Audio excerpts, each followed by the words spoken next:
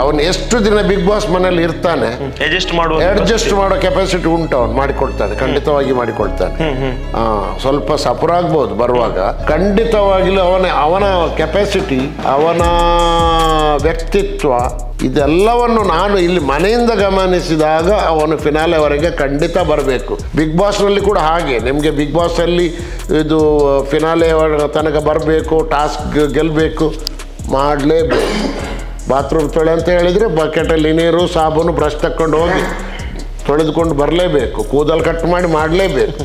ನಾನೀಗ ನಿಮ್ಮ ಹತ್ರ ನೇರವಾಗಿ ಕೇಳುದು, ಈ ಬಿಗ್ ಬಾಸಿಗೆ ಹೋಗ್ತೇನೆ ಅನ್ನುವಂಥ ನಿರ್ಧಾರ ಕರೆಕ್ಟಾ? ಯಾವ ತಾಯಿಗೂ ತನ್ನ ಮಗ ಅಲ್ಲಿ ಹೋಗಿ ಜಗಳ ಮಾಡ್ತಾನೋ ಏನೋ, ಅವರೆಲ್ಲ ಬಡಿದಾಡ ಮಾಡ್ತಾರೆ, ಹೊಡೆದಾಡ ಮಾಡ್ತಾರೆ ಅಂತ ಎಂಬ ಒಂದು ಮನಸ್ಸಿಗೆ ಒಂದು ಹೆದರಿಕೆ, ಅಂಜಿಕೆ. ಅಲ್ಲಿ ಬಡಿದಾಡ್ಲಿಕ್ಕಿಲ್ಲ, ಹೊಡೆದಾಡ್ಲಿಕ್ಕಿಲ್ಲ.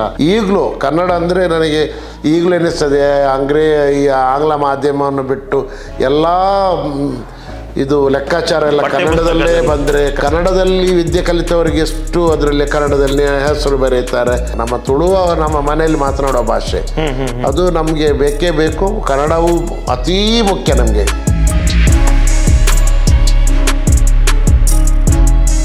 Yes sir. ಮತ್ತೆ ಈಗ ಬಿಗ್ ಬಾಸ್ ಅಂತ ಹೇಳಿದ ಕೂಡಲೇ ಅಲ್ಲಿ ಮೈಂಡ್ ಗೇಮ್ ಕೂಡ ಇರ್ತದೆ, ಫಿಸಿಕಲ್ ಟಾಸ್ಕ್ ಕೂಡ ಇರ್ತದೆ, ಬೇರೆ ಬೇರೆ ರೀತಿಯೆಲ್ಲ ಇರ್ತದೆ. ಸೊ ಅವಿನಾಶ್ ಅವರ ಪೊಟೆನ್ಷಿಯಲ್ ಅಲ್ಲಿ ಅವರು ಯಾವ ಎಲ್ಲ ಕ್ಯಾಟಗರಿಯಲ್ಲಿ ತುಂಬಾ ಸ್ಟ್ರಾಂಗ್ ಇದ್ದಾರೆ ಅಂತ ನಿಮ್ಗೆ ಅನಿಸ್ತದೆ ಸರ್? ಅವಿನಾಶ್ ಮೈಂಡ್ ಗೇಮಲ್ಲಿ ಕೂಡ ಸ್ಟ್ರಾಂಗ್ ಇದ್ದಾರೆ, ಫಿಸಿಕಲ್ನಲ್ಲಿ ಕೂಡ ಸ್ಟ್ರಾಂಗ್ ಇದ್ದಾರೆ. ಅವ್ರಿಗೂ ಮೊನ್ನೆ ಈಗ ಬಿಗ್ ಬಾಸ್ ಒಳಗೆ ಹೋಗಿ 4-5 ದಿನ ಆದರೂ ಯಾಕೆ ತೋರಿಸ್ಲಿಲ್ಲ ಅಂತ ನಮಗಿಲ್ಲಿ ದಿನ ಚಿಂತೆ ಆಗ್ತಾ ಉಂಟು. ನಾವು ಇಲ್ಲಿ ದಿನ ಇದು ನೋಡ್ತೇವೆ, ರಾತ್ರಿ ಇವನು ಯಾಕೆ ಸುಮ್ಮನೆ ಇದ್ದಾನೆ ಅಂತ. ಅವನ ಮೈಂಡ್ ಗೇಮಲ್ಲಿ ಕೂಡ ಸ್ಟ್ರಾಂಗ್ ಇದ್ದಾನೆ. ಅವನು ಎಜುಕೇಷನ್ ತುಂಬ ಸ್ಟ್ರಾಂಗ್ ಉಂಟು ಅವನದು. ಏನು ಪ್ರಶ್ನೆ ಕೇಳಿದ್ರು ಉತ್ತರ ಕೊಡುವಂಥ ಅಷ್ಟು ಅವನ ಹತ್ರ ಕೆಪಾಸಿಟಿ ಇದೆ, ವಿದ್ಯೆ ಇದೆ, ಜನರಲ್ ನಾಲೆಜ್ ಉಂಟು ಅವನಿಗೆ. ಅವನು ಸುಮ್ಮನೆ ಕೂತ್ಕೊಳ್ಳೋ ಹಾಗೆ ಇಲ್ಲ. ಇದರಲ್ಲಿ ಕೂಡ ಫಿಸಿಕಲ್ಲಿ ಕೂಡ ಅಷ್ಟೇ ಇದ್ದಾನೆ. ನಿಮ್ಮದು ರಿಯಾಲಿಟಿ ಶೋ, ಗೇಮ್ಸ್ ಇರಲಿ, ಏನಿರಲಿ, ಏನು ಮಾಡಲಿಕ್ಕೆ ಅವನ ಹತ್ರ ಕೆಪಾಸಿಟಿ ಉಂಟು. ಅವನ ದೇಹದಲ್ಲಿ ತ್ರಾಣ ಉಂಟು, ಅವನ ಫಿಸಿಕ್ ಎಲ್ಲದಕ್ಕೂ ಪ್ಲಸ್ ಪಾಯಿಂಟ್ ಉಂಟು ಅವನ ಹತ್ರ. ಹಾಗೆ ಉಂಟು ಅವನಿಗೆ. ಎಸ್, ಹಾಗಾದರೆ ನೀವು ಅನಿಸ್ತಾ ಇದ್ದೀರಿ ಅಂದರೆ ನನ್ನ ಮಗನಿಗಿರುವ ಕೆಪಾಸಿಟಿಯಲ್ಲಿ ಫಿನಾಲೆ ತನಕ ಬರಬಹುದು ಅಂತ? ಖಂಡಿತವಾಗಿಲೂ ಅವನ ಕೆಪಾಸಿಟಿ, ಅವನ ವ್ಯಕ್ತಿತ್ವ, ಇದೆಲ್ಲವನ್ನು ನಾನು ಇಲ್ಲಿ ಮನೆಯಿಂದ ಗಮನಿಸಿದಾಗ ಅವನು ಫಿನಾಲೆವರೆಗೆ ಖಂಡಿತ ಬರಬೇಕು. ಇನ್ನು ಎಷ್ಟು ದಿನ ಬಿಗ್ ಬಾಸ್ ಮನೆಯಲ್ಲಿ ಎಪಿಸೋಡ್ ಬಾಕಿ ಉಂಟು, ಅಷ್ಟು ಎಪಿಸೋಡಲ್ಲಿ ಇವನು ಒಳ್ಳೆ ಇದು ಮಾಡಬೇಕು. ಟಾಸ್ಕ್ ಗೇಮ್ ಬಂದಾಗ ಇವನು ಎಲ್ಲರಿಗಿಂತಲೂ ಅತಿ ಉತ್ತಮವಾಗಿ ಟಾಸ್ಕ್ ಮಾಡ್ತಾನೆ ಅಂತ ನನಗೀಗ ಇಲ್ಲಿ ಧೈರ್ಯ ಉಂಟು. ಅವನು ಖಂಡಿತ ಬರ್ತಾನೆ. ಅವನು ಇಷ್ಟು ದಿನ ಯಾಕೆ ಟಾಸ್ಕಲ್ಲಿ ಅಷ್ಟು ಅವನು ತೋರಿಸ್ಲಿಲ್ಲ ಅಂತ ನನಗೆ ಸ್ವಲ್ಪ ಬಹುಶಃ ಆಡಿರಬಹುದು, ಅವ್ರು ತೋರಿಸ್ಲಿಲ್ವೋ ಏನೋ. ಹೌದು ನಮಗೂ ಗೊತ್ತಾಗ್ತದೆ. ಸಾಧ್ಯನೇ ಇಲ್ಲ. ಅಲ್ಲಿದ್ದವ್ರು ಯಾರಿಂದಲೂ ಅವನು ಕಮ್ಮಿಲ್ಲ. ಬಿಗ್ ಬಾಸ್ ಮನೆಯೊಳಗೆ ಇಷ್ಟು ಜನ ಇದ್ದಾರೆ, ಅವರಿಂದ ಯಾರಿಂದಲೂ ಅವನು ಕಮ್ಮಿಲ್ಲ ಟಾಸ್ಕಲ್ಲಿ. Very strong condition. ಅವನ ಜಿಮ್ ಬಾಡಿ, ಅವನ 6 ಪ್ಯಾಕ್ ಅಲ್ಲ, ಅವನ ಆಹಾರ ಪದ್ಧತಿ, ಅವನು ದಿನ ಮಾಡಿ ಇಷ್ಟು ವರ್ಷ ಜಿಮ್ ಮಾಡಿದ್ದಾನೆ. ಅವನು ಇಂಗ್ಲೆಂಡಲ್ಲಿ ಹೋಗಿ 4 ತಿಂಗಳು ಇಂಗ್ಲೆಂಡ್ ಜಿಮ್ಮಲ್ಲಿ ಕೂಡ ಕಲಿತು ಬಂದಿದ್ದಾನೆ. ಜಿಮ್ ಹೇಗೆ ಮಾಡಬೇಕು, ಹೇಗೆ 6 ಪ್ಯಾಕ್ 8 ಪ್ಯಾಕ್ಸ್ ಎಲ್ಲ ಮಾಡಬೇಕು, ಫಿಸಿಕ್ ಮೇಂಟೈನ್ ಹಾಗೇನೆ ಮಾಡ್ತಾನೆ. ತಿನ್ನುವ ಪದ್ಧತಿ ಕೂಡ ಹಾಗೇನೆ ಉಂಟು. ಬೇಡದನ್ನು ತಿನ್ನೋದಿಲ್ಲ. ನೀವು ಇಷ್ಟಪಟ್ಟು ಇದು ತುಪ್ಪದಲ್ಲಿ ಮಾಡಿದ್ದು ತಿನ್ನಂತ ಹೇಳಿದರೆ ಅವನು ತಿನ್ನಲಿಕ್ಕಿಲ್ಲ. ಡಯಟ್ ಇವಾಗಲೂ ಡಯಟ್ ಪ್ಲ್ಯಾನ್ ಅವನು ಫಾಲೋ ಮಾಡ್ತಾ ಇದ್ದಾನೆ, ಅದನ್ನು ಅನುಸರಿಸ್ತಾ ಇದ್ದಾನೆ ಡಯಟ್ ಪ್ಲ್ಯಾನ್ ಅನ್ನು. ಈಗ ಸಿನಿಮಾಗಳಲ್ಲಿ ಅಥವಾ ಬೇರೆ ಬೇರೆ ಇದರಲ್ಲೆಲ್ಲ ತುಂಬ ಅವರು ಆ್ಯಕ್ಟಿವ್ ಇದ್ದರು. ನಾನೀಗ ನಿಮ್ಮ ಹತ್ರ ನೇರವಾಗಿ ಕೇಳುದು, ಈ ಬಿಗ್ ಬಾಸಿಗೆ ಹೋಗ್ತೇನೆ ಅನ್ನುವಂಥ ನಿರ್ಧಾರ ಕರೆಕ್ಟಾ? ನನಗೆ ಬಹಳ ಸಂತೋಷ. ಇನಿಷಿಯಲಿ ಅವನ ತಾಯಿ ಹೇಳ್ತಿದ್ರು ಅಲ್ಲಿ ಜಗಳ ಮಾಡ್ತಾರೆ, ಇನ್ನು ಹೋಗ್ಬೇಡಪ್ಪ, ಅಲ್ಲಿ ಒಳಗೆ ಜಗಳ ಆಗ್ತದೆ, ಹೆದರಿಕೆ. ಇದೊಂದು ನೋಡಿ, ಸ್ತ್ರೀಯರಿಗೆ ಯಾವ ತಾಯಿಗೂ ತನ್ನ ಮಗ ಅಲ್ಲಿ ಹೋಗಿ ಜಗಳ ಮಾಡ್ತಾನೋ ಏನೋ, ಅವರೆಲ್ಲ ಬಡಿದಾಡ ಮಾಡ್ತಾರೆ, ಹೊಡೆದಾಡ ಮಾಡ್ತಾರೆ ಅಂತ ಎಂಬ ಒಂದು ಮನಸ್ಸಿಗೆ ಒಂದು ಹೆದರಿಕೆ, ಅಂಜಿಕೆ. ಅಲ್ಲಿ ಬಡಿದಾಡ್ಲಿಕ್ಕಿಲ್ಲ, ಹೊಡೆದಾಡ್ಲಿಕ್ಕಿಲ್ಲ. ಅನ್ಪಾರ್ಲಿಮೆಂಟ್ರಿ ವರ್ಡ್ ಅಂದರೆ ಏನಾದರೂ ಕೆಟ್ಟ ಮಾತುಗಳನ್ನು ಉಪಯೋಗ ಮಾಡಲಿಕ್ಕಿಲ್ಲ. ಅಲ್ಲಿ ಅಷ್ಟು ಕ್ರಮಬದ್ಧವಾಗಿ ಇದೆ. ಜೋರಲ್ಲಿ ಮಾತಾಡೋದು ಬೇರೆ, ಬೈಯುವುದು ಬೇರೆ, ಬಡಿಯುವುದು ಬೇರೆ, ಹೊಡೆಯುವುದು ಬೇರೆ. ಅದಕ್ಕೆಲ್ಲ ಬೇರೆ ಬೇರೆ ವಿಧಾನಗಳಿವೆ. ಯಾರಿಗೂ ಅದು ಮಾಡಲಿಕ್ಕೆ ಅನುಮತಿ ಇಲ್ಲ. ಬಡಿದಾಡಲಿಕ್ಕೆ ಇಲ್ಲ, ಹೊಡೆದಾಡಲಿಕ್ಕೆ ಇಲ್ಲ, ಬೈಲಿಕ್ಕೆ ಇಲ್ಲ. ಕೇವಲ ಹೀಗೆ ಜೋರಾಗಿ ಮಾತಾಡಿ ದೂಡುವುದು ಅದೆಲ್ಲ ಇರ್ತದೆ. ಟಾಸ್ಕ್ ಗೇಮ್ ಬಂದಾಗ ಅದೆಲ್ಲ ಇರ್ತದೆ, ಅದೆಲ್ಲ ಕಾಮನ್. ಅದರಲ್ಲಿ ಏನು ತಲೆ ಕೆಡಿಸ್ಬೇಕಂತ ಏನಿಲ್ಲ. ಹಾಗಿರುವಾಗ ಅವನು ಓದೋದು ನನಗೆ ತುಂಬ ಸಂತೋಷ. ಕರ್ನಾಟಕದ ಎಲ್ಲ ಜನತೆಗೆ ಅವನು ಯಾರಂತ ಗೊತ್ತಾಗಬೇಕು. ಅದೇ ಕಾರಣಕ್ಕಾಗಿ ಅವನು ಬಿಗ್ ಬಾಸ್ ಮನೆ ಒಳಗೆ ಹೋಗಿದ್ದು ಅವನಿಗೇ ಪ್ಲಸ್ ಪಾಯಿಂಟು. ಎಲ್ಲ ಕರ್ನಾಟಕದ ಜನತೆಗೆ ಬಿಗ್ ಬಾಸ್ ಮನೆಗೆ ಹೋದಂದಿನಿಂದ ಅವಿನಾಶ್ ಶೆಟ್ಟಿ ಯಾರಂತ ಗೊತ್ತಾಯಿತು. ಇಲ್ಲದಿದ್ದರೆ ಇಲ್ಲಿ ದಕ್ಷಿಣ ಕನ್ನಡ ಜಿಲ್ಲೆದವರಿಗೆ ಗೊತ್ತುಂಟು, ಎಲ್ರಿಗೂ ಗೊತ್ತಿಲ್ಲ ಅಲ್ಲ. Correct correct sir, correct. ಅದೇ ನಂದು ಮಾತು. ಈಗ ಬಿಗ್ ಬಾಸ್ ಮನೆ ಅಂತ ಹೇಳಿದ್ರೆ ಸರ್, ಅಲ್ಲಿ ಆಟ ಆಡ್ಲಿಕ್ಕಿರುವಂಥ ಸ್ಪರ್ಧಿ ಟಾಯ್ಲೆಟ್ ತೊಳಿಲಿಕ್ಕಿದ್ರೂ ತೊಳಿಬೇಕು, ಕಸ ಗುಡಿಸ್ಲಿಕ್ಕಿದ್ದು ಗುಡಿಸ್ಬೇಕು, ಅಥವಾ ಯಾವುದೇ ತರದ ಟಾಸ್ಕ್ ಕೊಟ್ಟರು, ಈಗ ಒಂದು ಬಕೆಟ್ ಅಲ್ಲಿ ಕೋಲ್ಡ್ ನೀರು ತಲೆಗೆ ಹಾಕು ಅಂತ ಹೇಳಿದ್ರು ಹಾಕಬೇಕು, ಕೂದಲು ಕಟ್ ಮಾಡು ಅಂತ ಹೇಳಿದ್ರು ಮಾಡಬೇಕು. ಸೊ ನೀವೀಗ ನೋಡಿದಾಗೆ ನಿಮ್ಮ ಮಗ ಮನೆಯಲ್ಲಿ ಯಾವ ತರದ ಅದರ ಕೆಲಸಗಳನ್ನೆಲ್ಲ ಮಾಡ್ತಾ ಇದ್ರೆ, ನಾಳೆ ಅಲ್ಲಿ ಬಿಗ್ ಬಾಸ್ ಅಲ್ಲಿ ಅಂತ ಟಾಸ್ಕ್ ಕೊಟ್ಟರೆ ಕೂಡ ಆ ಚಾಲೆಂಜ್ ಅನ್ನು ಎಕ್ಸೆಪ್ಟ್ ಮಾಡುವ ಕೆಪಾಸಿಟಿ ಇದೆ ಅವರಿಗೆ? ಕೆಪಾಸಿಟಿ ಖಂಡಿತ ಉಂಟು. ಮಾಡ್ತಾನೆ ಅವನು, ಮಾಡಿಯೇ ಮಾಡ್ತಾನೆ. ಆ ಕೆಪಾಸಿಟಿ ಅವನಿಗೆ ಇಲ್ಲದಿದ್ದರೆ ಅವನು ವೈಲ್ಡ್ ಕಾರ್ಡ್ ಎಂಟ್ರಿಗೆ ಹೋಗ್ತಿರ್ಲಿಲ್ಲ, ಖಂಡಿತವಾಗಿ ಹೋಗ್ತಿರ್ಲಿಲ್ಲ. ನೋಡಿ, ನಾನು ನಿಮಗೆ ಒಂದು ಉದಾಹರಣೆ ಹೇಳಲಿಕ್ಕೆ ಇಚ್ಛೆ ಪಡ್ತೇನೆ. ಹೇಳಿ ಸರ್, ಹೇಳಿ. ನಮ್ಮ ಹಡಗಿನಲ್ಲಿ ಕ್ಯಾಪ್ಟನ್ ಇದ್ದಾರೆ, ಶಿಪ್ಪಿನ ಇಡೀ ಹಡಗಿನ ಕಮಾಂಡಿಂಗ್ ಪವರ್ ಕ್ಯಾಪ್ಟನ್ ಹತ್ರ ಇರೋದು. ಕ್ಯಾಪ್ಟನ್ ಆಗುವ ಮುಂಚೆ ಅವರು ಕ್ಯಾಡೆಟ್ ಅಂತ ಇರ್ತಾರೆ, ಕ್ಯಾಡೆಟ್ಸ್ ಅಂತ ಇರುವಾಗ ಅವರು ಕಲಿಯುವ ಸಮಯದಲ್ಲಿ ಅವರ ಸೀನಿಯರ್ ಆಫೀಸರ್ಸ್, ಚೀಫ್ ಆಫೀಸರ್ ಇರ್ಬೋದು, ಮಾಸ್ಟರ್ಸ್ ಅಂದರೆ ಕ್ಯಾಪ್ಟನ್ ಎಲ್ಲ, ಅವರು ಸಹ ಈ ಕ್ಯಾಡೆಟ್ಸ್ಗೆ ಶಿಕ್ಷೆ ಕೊಡ್ತಾರೆ. ನೀನು ಇವತ್ತು ನಾನು ಹೇಳಿದ ಕೆಲಸ ಮಾಡಲಿಲ್ಲ, ನೀನು ಸುಮ್ಮನೆ ಎಲ್ಲೆಲ್ಲಿ ಒಳಗೆ ನುಗ್ಗಿ ಎಲ್ಲೆಲ್ಲಿ ಅಡಗಿ ಕೂತ್ಕೊಂಡು ಕೆಲಸ ಮಾಡಲಿಲ್ಲ, ಹೋಗು ನನ್ನ ಟಾಯ್ಲೆಟ್ ಕ್ಲೀನ್ ಮಾಡು, ಟಾಯ್ಲೆಟ್ಗೆ ಪೇಂಟ್ ಮಾಡಿಕೊಂಡು ಬಾ ಅಂತ ಪನಿಷ್ಮೆಂಟ್ ನಮ್ಮ ಹಡಗಿನಲ್ಲಿ ಕೂಡ ಉಂಟು. ಅದು ಆಗ ಕೆಲಸ ಬೇಕಿದ್ರೆ, ನಿಮಗೆ ಭವಿಷ್ಯ ಬೇಕಿದ್ರೆ ಕೆಲಸ ಮಾಡಲೇಬೇಕು. ಬಿಗ್ ಬಾಸ್ನಲ್ಲಿ ಕೂಡ ಹಾಗೆ. ನಿಮಗೆ ಬಿಗ್ ಬಾಸಲ್ಲಿ ಇದು ಫಿನಾಲೆ ತನಕ ಬರಬೇಕು, ಟಾಸ್ಕ್ ಗೆಲ್ಲಬೇಕು, ಮಾಡಲೇಬೇಕು. ಬಾತ್ರೂಮ್ ತೊಳೆ ಅಂತ ಹೇಳಿದರೆ ಬಕೆಟಲ್ಲಿ ನೀರು, ಸಾಬೂನು, ಬ್ರಷ್ ತಕ್ಕೊಂಡು ಹೋಗಿ ತೊಳೆದುಕೊಂಡು ಬರಲೇಬೇಕು, ಕೂದಲು ಕಟ್ ಮಾಡಲೇಬೇಕು, ಏನಿದ್ರು ಮಾಡಲೇಬೇಕು. ಅದಕ್ಕೆ ನಾನು ಸಂಪೂರ್ಣ ಒಪ್ಪಿಗೆ ನಂದು. ಈಗ ನೀವು ಅವರು ಮನೆಯಲ್ಲಿದ್ರಿ ಅಂತ ಹೇಳಿದ್ರಿ, ಮನೆಯಲ್ಲಿರುವಾಗ ಲೈಕ್ ಎಲ್ಲ ಕೆಲಸಗಳಿಗೂ ತಾಯಿಯ ಕೆಲಸ ಮಾಡ್ತಾ ಇರ್ತಾರೆ. ಈಗ ಒಂದು ಡಯಟ್ ಫುಡ್ ತಯಾರು ಮಾಡೋ ವಿಚಾರದಲ್ಲಿ ಅದು ಇದೆ. ಈಗ ಅದೆಲ್ಲ ಸಿಗುದಿಲ್ಲ ಬಿಗ್ ಬಾಸ್ ನಲ್ಲಿ, ಆ ವಿಚಾರದ ಬಗ್ಗೆ ಏನು ಹೇಳ್ತೀರಿ? ಅದರಲ್ಲಿ ಬಿಗ್ ಬಾಸ್ ಅಲ್ಲಿ ಸಿಗುವುದಿಲ್ಲ. ಅವನು ಎಷ್ಟು ದಿನ ಬಿಗ್ ಬಾಸ್ ಮನೇಲಿ ಇರ್ತಾನೆ, ಅಡ್ಜಸ್ಟ್ ಮಾಡೋ ಕೆಪಾಸಿಟಿ ಉಂಟು, ಅವನು ಮಾಡಿಕೊಡ್ತಾನೆ, ಖಂಡಿತವಾಗಿ ಮಾಡಿಕೊಡ್ತಾನೆ. ಸ್ವಲ್ಪ ಸಫರ್ ಆಗ್ಬೋದು, ಬರುವಾಗ ಸ್ವಲ್ಪ ತ್ರಾಣ ಕಮ್ಮಿ ಆಗ್ಬೋದು.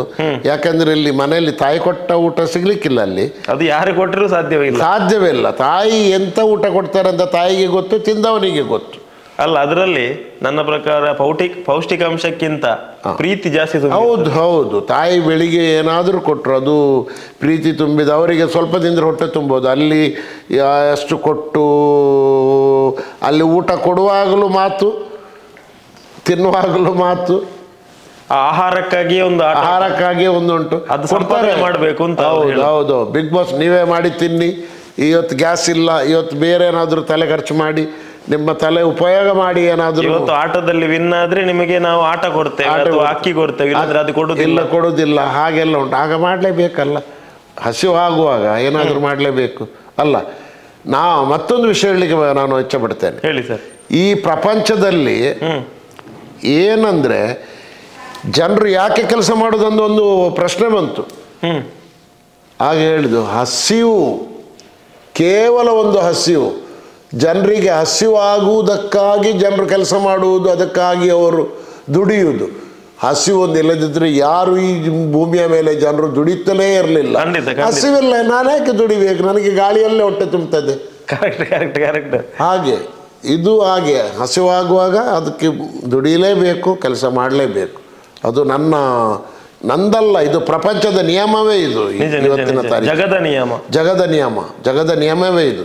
ಹಸಿವು, ದುಡಿಮೆ ಅಷ್ಟೇ, ಇಲ್ಲದ್ರೆ ಏನಿಲ್ಲ. ನನಗೊಂದು ತುಂಬಾ ಖುಷಿ ಆಯ್ತು ಸರ್ ನಿಮ್ಮ ವಿಷಯದಲ್ಲಿ. ಈಗ ನೀವು ಶಿಪ್ಪಲ್ಲಿ ಇರ್ತೀರಿ, ಹೌದು, ಸಾಕಷ್ಟು ದೇಶದವರು ಇರ್ತಾರೆ, ಹೌದು, ಈಗ ಶಿಪ್ಪಿನಲ್ಲಿ ಕೆಲಸ ಮಾಡುವಾಗ ಫಸ್ಟ್ ಪ್ರಿಫರೆನ್ಸ್ ಇಂಗ್ಲಿಷ್ ಅಥವಾ ಹಿಂದಿ ಭಾಷೆಗೆ ಇರ್ತದೆ. ಹೌದು. ನೀವು 36 ವರ್ಷ ಹೊರದೇಶದಲ್ಲಿ ಇದ್ರೂ ಕೂಡ ಕನ್ನಡ ಇಷ್ಟು ಸ್ಪಷ್ಟವಾಗಿ ಮಾತಾಡ್ತೀರಲ್ಲ, ಹೇಗೆ? ನಾನು 10ನೇ ಕ್ಲಾಸ್ನವರೆಗೆ ವಿದ್ಯಾದಾಯಿನಿ ಸುರತ್ಕಲ್ ವಿದ್ಯಾದಾಯಿನಿ ಶಾಲೆಯಲ್ಲಿ 6ರಿಂದ 10ನೇವರೆಗೆ, ಆಮೇಲೆ ನನ್ನ ತಂದೆ ತಾಯಿ ಮನೆ ಹತ್ತಿರ ಸರ್ಕಾರಿ ಶಾಲೆಯಲ್ಲಿ 1ರಿಂದ 5 ಕನ್ನಡ ಮೀಡಿಯಂ ಕಲ್ತದ್ದು, ಕನ್ನಡ ಭಾಷೆಯಲ್ಲೇ ಕಲಿತದ್ದು. ಕನ್ನಡದಲ್ಲಿ ಯಾವಾಗಲೂ ಕನ್ನಡ ಒಳ್ಳೆ, ನಾನು ಕನ್ನಡ ಲಿಪಿ ಕನ್ನಡ ಬರೆಯೋದೆಲ್ಲ ಒಳ್ಳೆ ಇತ್ತು. ಕನ್ನಡದಲ್ಲಿ ಒಳ್ಳೆ ಮಾರ್ಕ್ ಕೂಡ ಸಿಗ್ತಿತ್ತು. ಕನ್ನಡ ಒಳ್ಳೆ ಮಾತಾಡಲಿಕ್ಕೆ ಬರ್ತಿತ್ತು. ಕನ್ನಡದ ಬಗ್ಗೆ ನನಗೆ ಅಪಾರ ಗೌರವ ಉಂಟು. ಕನ್ನಡ ಅಂದರೆ ಈಗಲೂ ಕನ್ನಡ ಅಂದರೆ ನನಗೆ ಈಗಲೂ ಎನಿಸ್ತದೆ, ಈ ಆಂಗ್ಲ ಮಾಧ್ಯಮವನ್ನು ಬಿಟ್ಟು ಎಲ್ಲ ಇದು ಲೆಕ್ಕಾಚಾರ ಎಲ್ಲ ಕನ್ನಡದಲ್ಲೇ ಬಂದರೆ ಪಠ್ಯಪುಸ್ತಕ ಉಂಟು. ಈ ಎಲ್ಲ ಬ್ಯಾಂಕ್ಗಳಲ್ಲಿ ಅಲ್ಲಿ ಇಲ್ಲಿ ಎಲ್ಲ ಈ ಒಂದು ಹಣ ತುಂಬಿಸ್ಲಿಕ್ಕೆ ಹೋಗುವಾಗ ಒಂದು ಸೈಡಲ್ಲಿ ಹಿಂದಿ, ಒಂದು ಸೈಡಲ್ಲಿ ಇಂಗ್ಲೀಷ್ ಉಂಟು. ಅದನ್ನೆಲ್ಲ ತೆಗೆದು ಕನ್ನಡದಲ್ಲಿ ಎಲ್ಲ ಕೊಟ್ಟರೆ ತುಂಬ ಒಳ್ಳೆಯದಿತ್ತು. ಕನ್ನಡದಲ್ಲಿ ವಿದ್ಯೆ ಕಲಿತವರಿಗೆ ಎಷ್ಟು ಅದರಲ್ಲಿ ಕನ್ನಡದಲ್ಲಿ ಹೆಸರು ಬರೀತಾರೆ, ಅಮೌಂಟ್ ಬರ್ತಾರೆ. ಈಗ ಹಿಂದಿ ಮತ್ತು ಇಂಗ್ಲೀಷ್ 2 ಭಾಷೆಯಲ್ಲಿ ಅಲ್ಲ, ಕೆಲವು ಕಡೆ ಕನ್ನಡ ಶುರು ಬರ್ತಾ ಇದೆ ನೋಡಿ. ನೀವು ಇದು ತಮಿಳ್ನಾಡಿಗೆ ಹೋಗಿ, ಸಂಪೂರ್ಣ ತಮಿಳೇ, ಅವ್ರು ತಮಿಳ್ನಲ್ಲೇ ಇರ್ತಾರೆ. ಅವ್ರು ಹೆಚ್ಚು ಇದಕ್ಕೆಲ್ಲ ಹಿಂದಿಗೆಲ್ಲ ಆದ್ಯತೆ ಕೊಡೋದಿಲ್ಲ. ಹಿಂದಿ ನಮ್ಮ ದೇಶದ ಭಾಷೆ, ಆದ್ಯತೆ ಬೇಕು. ಹಿಂದಿಯನ್ನು ಇದು ಮಾಡಬಾರ್ದು. ನಾವು ಮಂಗಳೂರಿನಲ್ಲೇ ಕೂತ್ಕೊಂಡು ಕೆಲಸ ಮಾಡ್ತೇವೆ ಅಂತ ಏನು ಭರವಸೆ ಇಲ್ಲ. ಬೊಂಬೈಯಲ್ಲಿ ಹೋಗಿ ಕೆಲಸ ಮಾಡಿ ಹಿಂದಿ ಬೇಕೇ ಬೇಕು.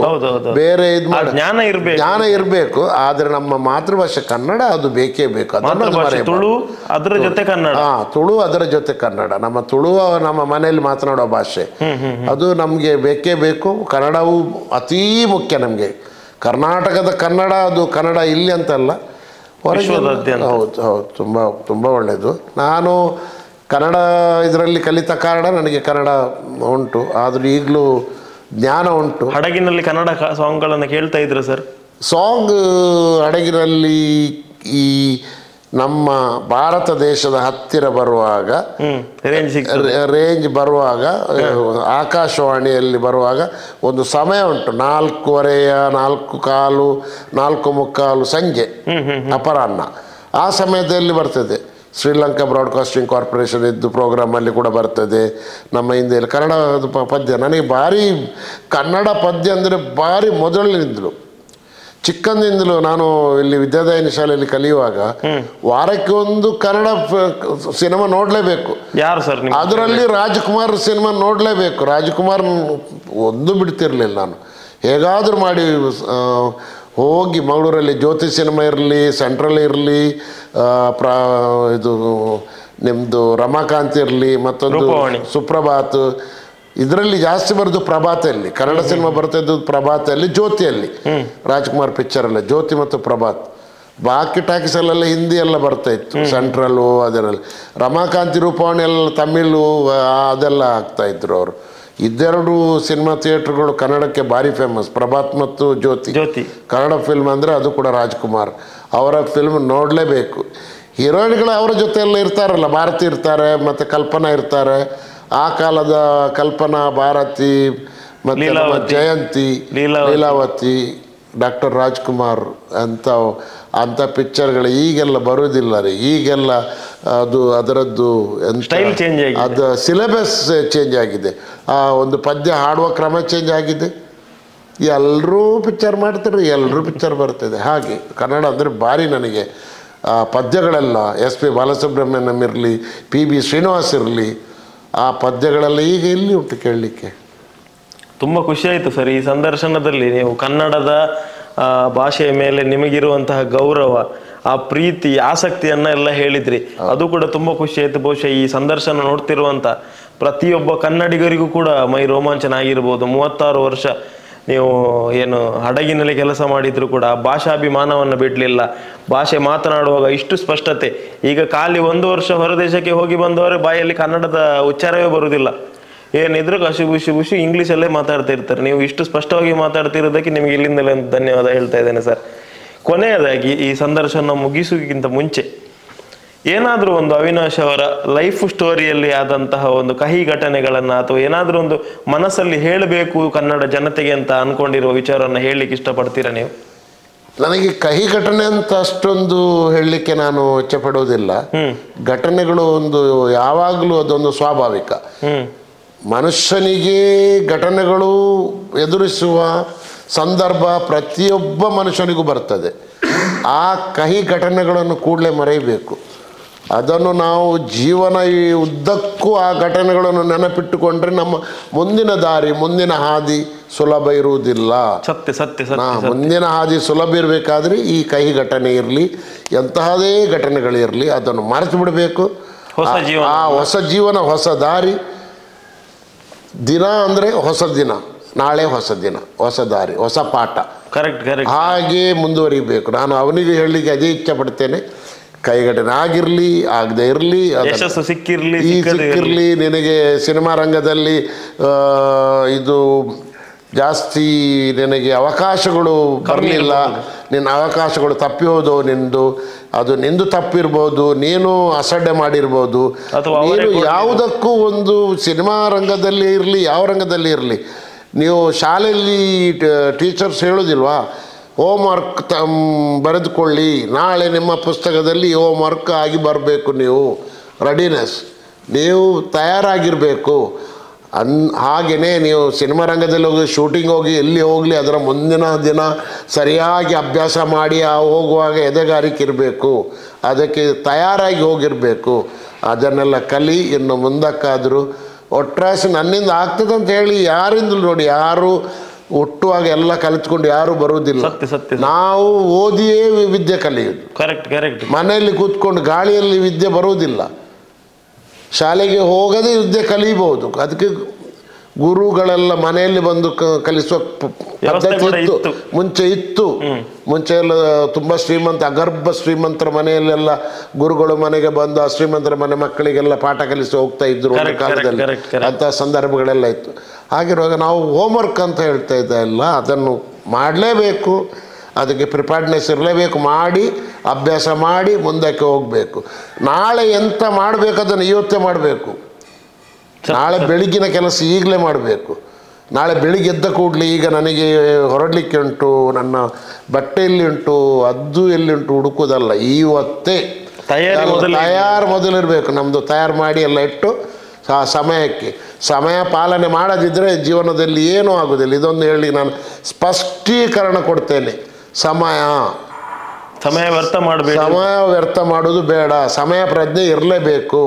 ನಮಗೆ ಹಡಗಿನಲ್ಲಿ 8 ಗಂಟೆ ಅಂದರೆ 8 ಗಂಟೆ, 8:05 ಆಗೋದಿಲ್ಲ, 8:01 ಇಲ್ಲ, 8 ಗಂಟೆ, 8 o'clock. ಅಷ್ಟು ಸ್ಟ್ರಿಕ್ಟ್ ಇತ್ತು. ಎಲ್ಲ ಅದಕ್ಕೆ ರೂಲ್ಸ್ ಇತ್ತು. ಅದಕ್ಕೆ ಇದ್ದ ಎಲ್ಲ ಕಾನೂನೆಲ್ಲ ಇತ್ತು. ಅದಕ್ಕೆ ಹೇಳ್ತಾರೆ ಮರ್ಚೆಂಟ್ಶಿಪ್ ಆ್ಯಕ್ಟ್ ಅಂತ. ಸುಮ್ಮನೆ ಕೂತ್ಕೊಂಡು 8 ಗಂಟೆಗೆ ಡ್ಯೂಟಿ ಹಾಜರಾಗುವನು, 9 ಗಂಟೆ ನನಗೆ ಮೈ ನೋವಿತ್ತು, ನನಗೆ ನಿದ್ದೆ ಬಂದಿತ್ತು, ಅದೆಲ್ಲ ಆಗುವುದಿಲ್ಲ. ಸಮಯ ಪ್ರಜ್ಞೆ. ಮನುಷ್ಯನು ಅವನ ಜೀವನದ ಹಾದಿಯಲ್ಲಿ, ದಾರಿಯಲ್ಲಿ ಮುಂದೆ ಬರಬೇಕಾದರೆ ಮೊದಲಾಗಿ ಅವನಿಗೆ ಸಮಯ ಪ್ರಜ್ಞೆ ಬೇಕು. ಸಮಯ ಪ್ರಜ್ಞೆ ಮತ್ತು ಎಲ್ಲದಕ್ಕೂ ಅವನದ್ದೊಂದು ಶಿಸ್ತು. ಈಗ ಬಹುಶಃ ನಿಮ್ಮ ಯಶಸ್ವಿ ಜೀವನದ ಗುಟ್ಟೆ ಶಿಸ್ತುಬದ್ಧ ಜೀವನ ಅಂತ ಹೇಳ್ಬೋದು. ಖಂಡಿತವಾಗಿ ನಾನು ಹೇಳಲಿಕ್ಕೆ ಇಚ್ಛೆ ಪಡ್ತೇನೆ. ನಾನು 36 ಅಲ್ಲ 38 ವರ್ಷ ದುಡಿದಿದ್ದೇನೆ ಹಡಗಿನಲ್ಲಿ. 38 ವರ್ಷ. 38 ವರ್ಷದಲ್ಲಿ ಕೂಡ ಶಿಸ್ತುಬದ್ಧ. ಬೆಳಿಗ್ಗೆ ರಾತ್ರಿ 12 ಗಂಟೆ ಆಗಲಿ 2 ಗಂಟೆ ಆಗಲಿ ಮಲಗುವಾಗ ಕೆಲವು ಸಾರಿ ನಮಗೆ ಮಲಗಲಿಕ್ಕೆ ನಿದ್ರೆ ಮಾಡಲಿಕ್ಕೇನೇ ಇಲ್ಲ. ಸುಯೇಸ್ ಕನಾಲ್ ಅಂತ, ಈಜಿಪ್ಟ್ನ ಸುಯೇಸ್ ಕನಾಲ್ ಹೋಗುವಾಗ ಇಡೀ ರಾತ್ರಿ ಎಚ್ಚರದಿಂದ ಇರಬೇಕಾ. ಮರುದಿನ ಸಂಜೆ ತನಕ ನಾವು ಕೆಲಸದಲ್ಲೇ ಇರ್ತೇವೆ. ಆ ಕನಾಲ್ ಅಂತ ಕಾಲುವೆ ನಾವು ಹೋಗ್ತಾ ಇರುವಾಗ ನಮಗೆ ಆಗ ನಿದ್ದೆ ಬಾರದಿದ್ದರೂ ಅದು ಶಿಸ್ತೆ. ಕೆಲಸ ಆಗಲೇಬೇಕು. ಕೆಲಸ ಆಗದೇ ಇದ್ರೆ ಆಗೋದಿಲ್ಲ. ಶಿಸ್ತುಬದ್ಧ ಜೀವನ. ನಾನು ಅದಕ್ಕೆ ಹೋಗ್ತೇನೆ. ಶಿಸ್ತಿಲ್ಲದ್ರೆ ನನ್ನ 38 ವರ್ಷ ಕೆಲಸ ಮಾಡ್ಲಿಕ್ಕೆ ಆಗ್ತದೆ ಹಡಗಿನಲ್ಲಿ? ನೀವು ಹೇಳಿ. ಕೆಲಸದಿಂದ ತೆಗೆದು ಬಿಸಾಡ್ತಿದ್ರು ಕಂಪನಿಯವರು. ನೀನು ಕೆಲಸ ಮಾಡ್ಲಿಕ್ಕೆ ಆಗೋದಿಲ್ಲ ಮಾರ, ನಿನ್ನೆದು ಹೋಗು, ಮನೆಗೆ ಹೋಗು ಅಂತ. ಶಿಸ್ತು ಮುಖ್ಯ. ಅದಕ್ಕೆ ಹೇಳ್ತಾರಂತ ಗೊತ್ತಾ, play while you play, eat while you eat, sleep while you sleep ಅಂತ. ಆಡುವಾಗ ಆಡು, ಮಲಗುವಾಗ ಮಲಗು, ತಿನ್ನುವಾಗ ತಿನ್ನು. ಎಲ್ಲದಕ್ಕೂ ಸಮಯ ಪ್ರಜ್ಞೆ ಇರಬೇಕು. ಸಮಯದಲ್ಲೇ ಮಾಡಬೇಕು. ಸರ್, ಕೊನೆಯದಾಗಿ ಕರ್ನಾಟಕದ ಜನತೆ ನಿಮ್ಮ ಮಗನ ಆಟವನ್ನು ನೋಡಿದ್ದಾರೆ, ಮೆಚ್ಕೊಳ್ತಾ ಇದ್ದಾರೆ. ನೀವು ಹೇಳಿದ್ರಿ ಕೂಡ ಈಗ ಆಟದಲ್ಲಿ ಸ್ವಲ್ಪ ಸ್ಲೋ ಇರ್ಬೋದು, ಅವನ ರಿಯಲ್ ಪೊಟೆನ್ಷಿಯಲ್ ಇನ್ನೂ ಓಪನ್ ಆಗ್ತದೆ ಅಂತ ಹೇಳಿ. ಈ ಕರ್ನಾಟಕದ ಜನತೆಗೆ ಅವಿನಾಶ್ ಶೆಟ್ಟಿಯ ತಂದೆ ಹಾಗೆ ನಿಮ್ಮ ಮನಸ್ಸಿನ ಮಾತನ್ನು ಹೇಳಿ ಸರ್. ನಾನು ಕೈ ಮುಗಿದು ಇಡೀ ಕರ್ನಾಟಕದ ಜನತೆಗೆ, ಕನ್ನಡಿಗರಿಗೆ ನನ್ನದೊಂದು ವಿನಂತಿ ಏನಂದರೆ, ನನ್ನ ಮಗ ಈಗ ಬಿಗ್ ಬಾಸ್ಗೆ ವೈಲ್ಡ್ ಕಾರ್ಡ್ ಎಂಟ್ರಿ ತಕ್ಕೊಂಡು ಬಿಗ್ ಬಾಸ್ನ ಮನೆಗೆ ಹೋಗಿದ್ದಾನೆ. ಅವನು ಕೇವಲ ನನ್ನ ಮಗ ಅಂತ ನೀವು ಭಾವಿಸಬೇಡಿ, ಎಲ್ಲ ಕನ್ನಡಿಗರ ಮಗನೆಂದೇ ಭಾವಿಸಿ ನೀವೆಲ್ಲರೂ. ಅವನು ಇನ್ನೂ ಅವನದು ಆಟ ತೋರಿಸ್ತಾನೆ. ಅವನು ಎಲ್ಲರೂ ನೀವು ಅವನನ್ನು ಮೆಚ್ತೀರಿ. ಈ ಒಂದು ವಾರದೊಳಗೆ ಅವನ ಆಟ ನೋಡಿ, ಅವನ ಪೊಟೆನ್ಷಿಯಲ್ ಎಲ್ಲವನ್ನೂ ನೋಡಿ, ಅವನ ಆಟ ನೋಡಿ ಎಲ್ಲ ನೋಡಿ ನೀವು ಮೆಚ್ತೀರಿ. ನೀವೆಲ್ಲ ಅವನಿಗೆ ನಿಮ್ಮೆಲ್ಲರ ಮೆಚ್ಚುಗೆಗೆ ಅವನು ಪಾತ್ರನಾಗ್ತಾನೆ. ನೀವೆಲ್ಲರೂ ನಿಮ್ಮ ಮನೆ ಮಗನಂತೆ ಅವನನ್ನು ಹಾರೈಸಿ, ಅವನಿಗೆ ಶುಭ ಹಾರೈಸಿ, ಅವನಿಗೆ ಒಂದು ವೇಳೆ ಅವನಿಗೆ ನಿಮ್ಮೆಲ್ಲರ ಓಟಿನ ಅಗತ್ಯ ಬಿದ್ದಲ್ಲಿ ತಾವೆಲ್ಲ ಅವನಿಗೆ ಓಟ್ ಮಾಡಿ ಅವನನ್ನು ಜಯಗಳಿಸಬೇಕಾಗಿ ಸರ್ವ ಕನ್ನಡಿಗರಿಗೆ ನನ್ನ ಕೈ ಮುಗಿದು ವಿನಂತಿ. ಎಸ್ ಎಸ್ ಎಸ್ ತುಂಬ ಖುಷಿ ಆಯಿತು ಸರ್ ಮಗನ ಬಗ್ಗೆ ಮಾತಾಡಿ ಅಂತ ಹೇಳುವಾಗ. ಬಹಳ ಸ್ವಚ್ಛವಾಗಿ ಅಚ್ಚ ಕನ್ನಡದಲ್ಲಿ ಮಾತನಾಡಿ ನಮ್ಮ ಕನ್ನಡದ ಜನತೆಯಲ್ಲಿ ವಿನಂತಿ ಮಾಡಿಕೊಂಡ್ರಿ. ಮಗನ ಸಾಕಷ್ಟು ವಿಚಾರಗಳನ್ನ ಹೇಳಿದ್ರಿ, ಜೀವನದ ಮೌಲ್ಯ, ಜೀವನದ ಪಾಠಗಳನ್ನ ಕೂಡ ತಾವು ಹೇಳಿದ್ರಿ. ತುಂಬಾ ಖುಷಿ ಆಯ್ತು ಸರ್, ಧನ್ಯವಾದಗಳು. ಇದು ಅವಿನಾಶ್ ಶೆಟ್ಟಿ ಅವರ ತಂದೆ ಶ್ರೀಧರ್ ಶೆಟ್ಟಿ ಅವರ ಮಾತಾಗಿತ್ತು. ಈ ವಿಡಿಯೋ ನೋಡಿದ ಮೇಲೆ ನಿಮ್ಮ ಹತ್ರ ಇಷ್ಟೇ ಹೇಳ್ತೇನೆ, ಅವಿನಾಶ್ ಶೆಟ್ಟಿ ಅವರ ತಂದೆ ಹೇಳುವುದು ಏನಂತ ಹೇಳಿದ್ರೆ, ಮಗನಲ್ಲಿ ಖಂಡಿತವಾಗ್ಲೂ ಪೊಟೆನ್ಷಿಯಲ್ ಇದೆ. ಈಗ ಅವರು ಏನು ಹೇಳ್ತಾರೆ, ಕುಲ್ಕೆ ಇನ್ನೂ ಆಟ ಆಡಿಲ್ಲ, ರಿಯಲ್ ಆಟ ಇನ್ನು ಶುರು ಅಂತ ಹೇಳಿ. ಸೊ ಅವರಿಗೆ ವೋಟಿಂಗ್ ಕೊಡುವ ಸಮಯದಲ್ಲಿ ಕನ್ನಡಿಗರೆಲ್ಲರೂ ಸಪೋರ್ಟ್ ಮಾಡಿ ಅವರಿಗೆ ಆದಷ್ಟು ವೋಟಿಂಗ್ ಅನ್ನು ಹಾಕಿ ಅವರಿಗೆ ಆಶೀರ್ವದಿಸಿ ಅಂತ ಹೇಳ್ತಾ ಈ ವಿಡಿಯೋನ ಇಲ್ಲಿಗೆ ಎಂಡ್ ಮಾಡ್ತಾ ಇದ್ದೇನೆ. ವಿಡಿಯೋ ನೋಡಿದ್ದಕ್ಕಾಗಿ ಧನ್ಯವಾದಗಳು. ವಿಡಿಯೋ ಇಷ್ಟ ಆಗಿದ್ರೆ ವಿಡಿಯೋನ ಲೈಕ್ ಮಾಡಿ, ಚಾನಲ್ನ ಸಬ್ಸ್ಕ್ರೈಬ್ ಮಾಡಿ. ನಾವು ಮುಂದಿನ ವಿಡಿಯೋದಲ್ಲಿ ಸಿಗ್ತೇವೆ. ಧನ್ಯವಾದ, ನಮಸ್ಕಾರ.